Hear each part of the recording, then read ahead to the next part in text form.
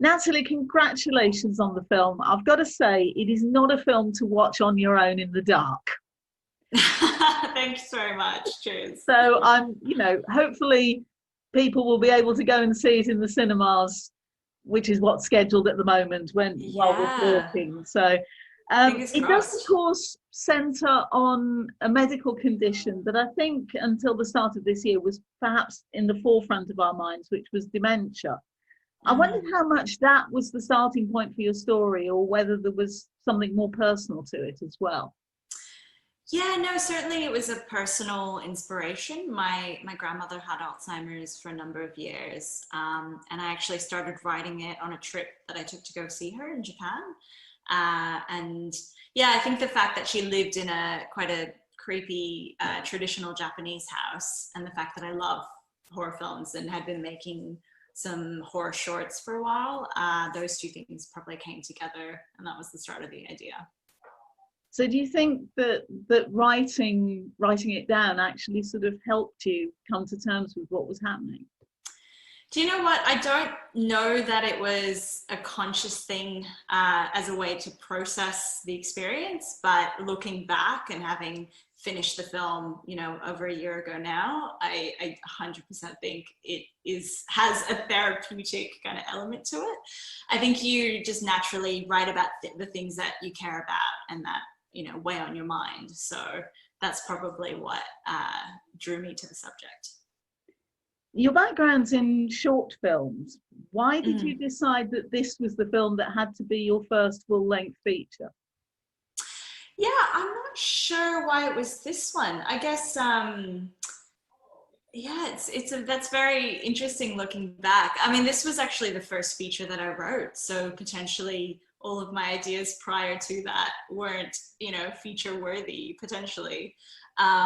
My producers on this film actually met me straight out of film school, and at the time I was 21, and they'd asked me, do you have any feature ideas? And I had nothing, but I came up with something within, 2 weeks and sent it to them. And they very respectfully passed at the time. And of course I was shattered, but then 4 years later, we started working on Relic. So I think maybe, not every story is meant to be a feature, and you have to be ready for the right story potentially. So Relic didn't start out as a short and then expanded. It was always going to be a feature. Yeah, we kind of reverse engineered it. I did make a proof of concept, like a short film for it, but we already had, I have a co-writer, Christian White, we already had a first draft of the feature, and then decided to write a more succinct version of the story. Yeah. So you're writing and you're directing at the same time. How does that Mm-hmm. work for you? Are they two very separate roles? Do they merge into one? How does it work? Yeah, I find it pretty natural. I really enjoy having a co-writer because it just means that you kind of share your wins and your losses, and you don't get stuck when you hit obstacles as much. You kind of have that momentum going. I would say that the difference is that with writing, you can kind of afford to be a bit vague in certain areas and kind of get away with things. But when it comes to directing, you have to be very specific, and you can fudge things a bit when in a script, but as soon as you have to justify to an actor why their character would do a certain thing, that's when you really have to go deeper. And so it's been very interesting as well. I'm writing a new script, and I can see very clearly as well what's going to be cut, in the edit suite. So that is quite fascinating to know, how a story changes throughout all stages of production, and to be able to foresee issues just through the directing and the editing. So with that script that you're writing, are you planning to direct that yourself as well, or would you be willing to hand it over to somebody else to direct? Oh, right. Yeah, no, I would certainly look to direct it. Yeah. I'm working with the same co-writer, Christian White. And this time we're tackling a folk horror set in Japan, which is kind of in the vein of a Rosemary's Baby or a Wicker Man, but using Japanese mythology. So. Gosh. That sounds very, very spooky. I did notice with Relic, it seemed very lean, very tight. You've got lots of interiors, you've got a small cast.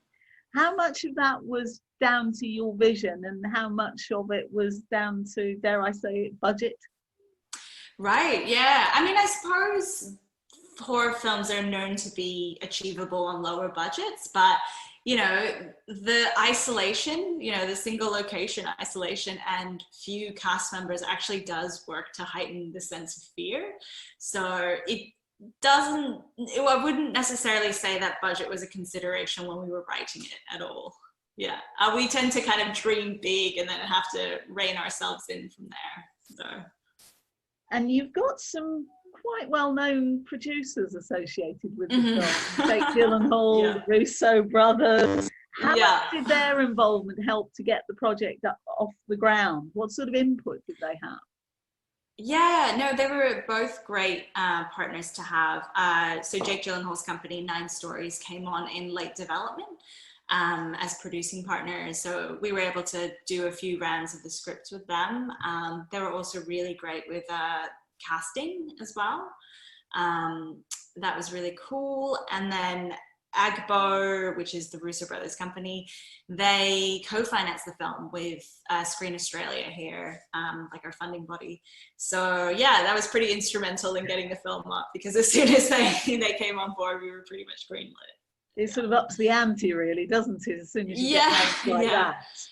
Yeah, it was lovely to have executive producers who are also directors and filmmakers as well, because it felt like, you know, their notes weren't just problems, they also came with solutions. So that was really nice.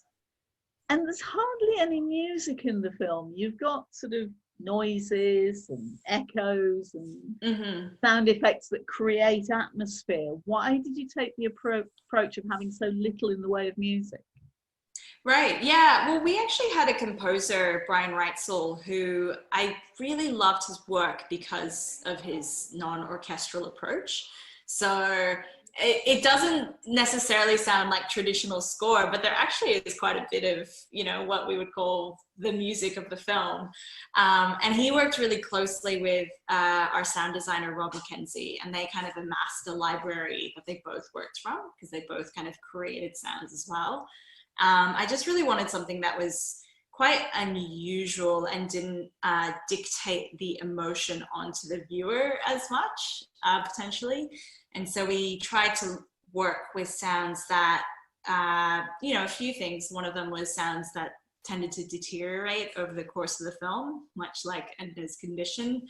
Another thing was, I guess, organic sounds, things that kind of had a real sense of organic decay, and kind of spoke to, you know, Edna's like time, or, you know, something a little bit more vintage, perhaps.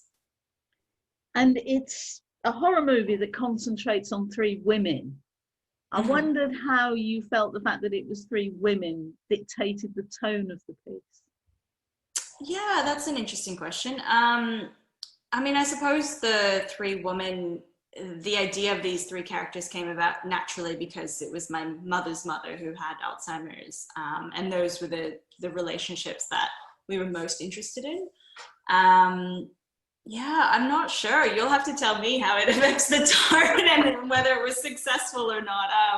I feel like there's a real unity in this idea of being able to see your future in your mother, and by extension your grandmother as well. So I was really interested in that, and I suppose you get a sense of, you know, the cycles that repeat within families, and this kind of almost hereditary passing down of, you know, whether it's intergenerational trauma or something as literal as hereditary disease. Yeah, I just thought that was an appropriate way to tell the story. That's certainly the feeling that you get in that final sequence. I think, with the 3 of them together. Yeah. And so closely together. So actually, I've called it a horror movie. Would you actually call it that yourself, or would you use something different? I think it's a horror film. Yeah, there's some pretty heavy-duty body horror in there. There's, you know, a lot of supernatural stuff going on. I think it's a horror film. And you're obviously a bit of a horror fan yourself. I am, yes, yeah. I kind of was very into Asian horror in my teens, and also a lot of Gothic horror literature growing up as well. So that was my way into the genre. What's the appeal of the Asian horror and Japanese that you've mentioned? Yeah, I think a few things. I think in Japanese horror, a lot of the time, beauty and horror go hand in hand, and there's a sense that the supernatural entity or the menace of the film is someone to feel compassion for just as much as fear.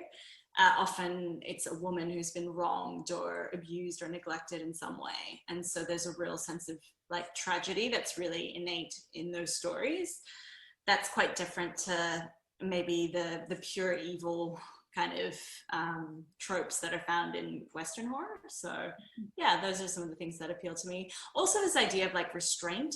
Often there's an approach of building tension within the frame as opposed to relying on like quick jump scares, that kind of thing. So yeah. Yeah, because actually when you think about it with Relic, there aren't that many jump scares in the traditional sense. That's true. It's something that's much more pervasive about it. But I mustn't spoil it. Yeah. But thank you so much for a terrific film. Really appreciate your time.